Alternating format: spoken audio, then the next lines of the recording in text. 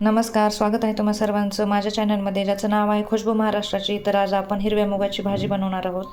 त्यासाठी मी इथे रात्रभर हिरवे मूग भिजत घातले होते, ते चांगले भिजलेले आहेत। आता आपल्याला याला कुकरमध्ये एक शिट्टी करून शिजवून घ्यायचे आहेत। मी इथे कुकर घेतला आहे, त्यामध्ये आपण हे हिरवे मूग टाकून घेऊ। त्यामध्ये थोडंसं पाणी, थोडंसं मीठ आणि आता याला एक शिट्टी करून घेऊ आपण।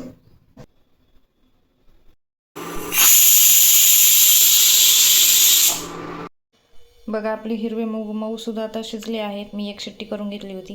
आता आपण भाजीला फोडणी देऊया। भाजी बनवण्यासाठी लागणारं साहित्य बघू। कोथिंबीर, कढीपत्ता, घरगुती काळा मसाला, जिरे मोहरी, गरम मसाला, मीठ आणि खोबरं आणि कांदा भाजून हे वाटण बनवलेलं आहे। तर हे टाकू आपण। बघा, भाजी बनवण्यासाठी मी इथं कढईत तेल गरम करायला ठेवलं होतं। तेल गरम झालं, त्यामध्ये आता आपण जिरे मोहरी टाकू, त्यानंतर कढीपत्ता टाकू, थोडीशी कोथिंबीर आणि हे आपण घरगुती बनवलेला कांदा आणि खोबरं भाजून बनवलेला हा मसाला आहे। आता ह्याला 2 मिनिटं परतून घेऊ आपण। मसाला आपला परतून झाला आहे। यामध्ये आता आपण सुके मसाले घालू, घरगुती काळा तिखट, गरम मसाला। आता हे परत आपण एकत्र करून घेऊ।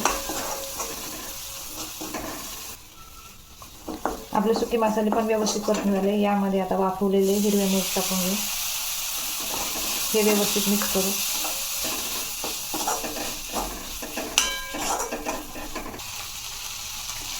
यामध्ये आता थोडंसं पाणी टाकू, आपल्याला जेवढी घट्ट पातळ ठेवायचे त्यानुसार आपण पाणी टाकायचं। आता यामध्ये आपण चवीनुसार मीठ टाकू। आपण मूग शिजवताना अगोदर पण मीठ टाकलं होतं, त्याच्यामुळे आता कमीच टाकायचं आणि याला आता एक उकळी काढून घेऊ।